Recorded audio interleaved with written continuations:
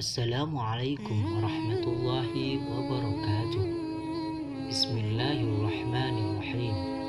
Sahabat yang dimuliakan Allah, semoga kita senantiasa diberikan keberkahan umur, keberkahan rezeki, dan senantiasa dilindungi oleh Allah Subhanahu wa Ta'ala.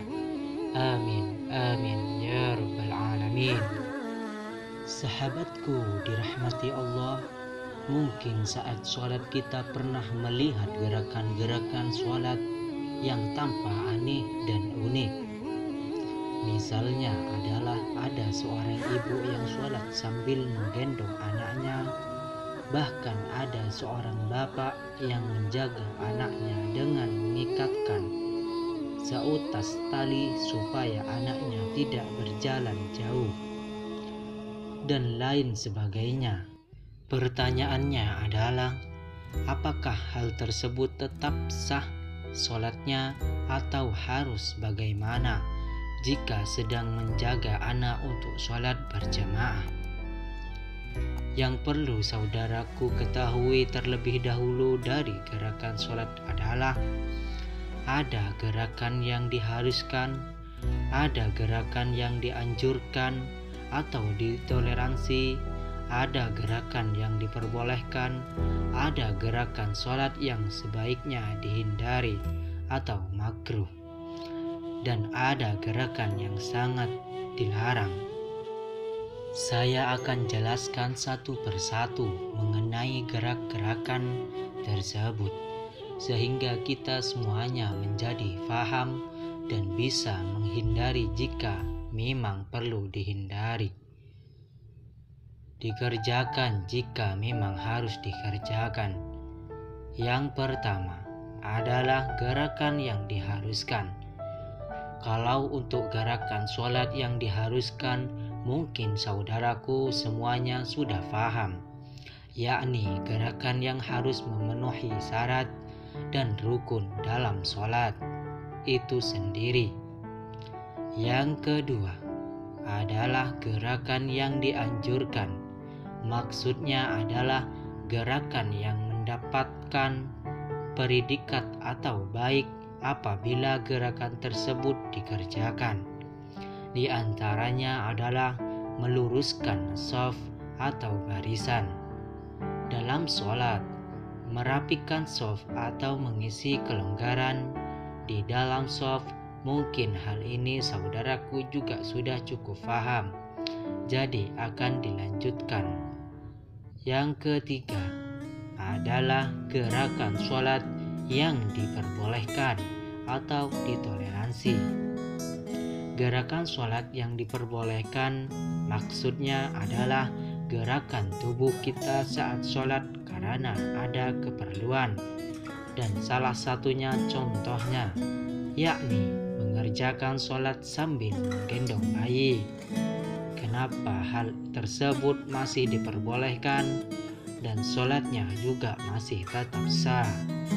Dalam sebuah hadis riwayat Imam Al-Bukhari nomor 5996 dijelaskan bahwa Nabi Shallallahu Alaihi Wasallam pernah sholat sambil menggendong Umamah binti Zainab atau cucu perempuan Nabi. Saat beliau berdiri digendonglah cucu tersebut, dan pada saat sujud ditaruhlah cucu Nabi tersebut. Jadi hal semacam ini masih diperbolehkan karena Nabi pernah mengajarkan saat sholat, dan sholatnya insya Allah tetap sah. Dan yang keempat adalah gerakan yang sebaiknya dihindari atau makruh jika dikerjakan. Maksudnya yaitu gerakan dalam sholat meski sedikit tapi tidak ada keperluan. Di antaranya melihat jam tangan, menggorek-gorek telinganya, memasukkan jari ke dalam hidung, mengelus jenggot, melirik HP yang sedang ada di bawahnya, dan gerakan-gerakan lain yang meskipun ringan. Namun jika dikerjakan secara berulang-ulang akan membuat pahala sholat kita menjadi berkurang. Dikarenakan tidak ada keperluan yang haruskah untuk melakukan gerakan tersebut selagi masih bisa untuk ditunda. Yang kelima adalah gerakan yang dilarang. Maksudnya gerakan yang dilakukan secara terus-menerus tanpa ada keperluan. Mungkin gerakan ini sering kita lakukan, akan tetapi kita tidak sadar bahwa kita telah melakukan gerakan-gerakan yang dilarang dalam sholat. Contohnya adalah gerakan untuk membentukkan posisi kopiah bagi laki-laki, membetulkan mukenah bagi kepala berulang-ulang bagi perempuan, dan gerakan-gerakan lain yang dilakukan dengan jumlah yang banyak. Kalangan mazhab Syafi'iyah mendefinisikan gerakan banyak yang berulang-ulang adalah gerakan yang dilakukan saat sholat lebih dari 3 kali gerakan atau besar. Misalnya adalah saat kulit kita terasa gatal, lalu kita menggaruk bagi yang gatal tersebut dengan satu jari.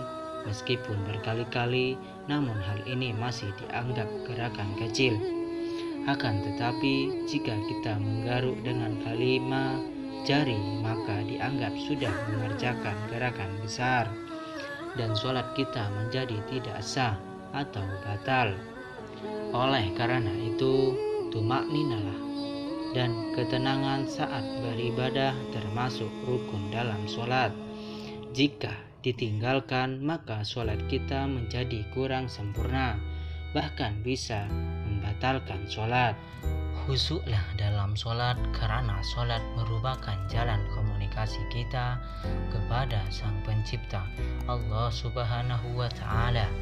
Semoga kesalahan yang mungkin pernah kita kerjakan dalam sholat bisa diampuni oleh Allah Subhanahu wa Ta'ala. Amin, amin, ya Rabbal Alamin.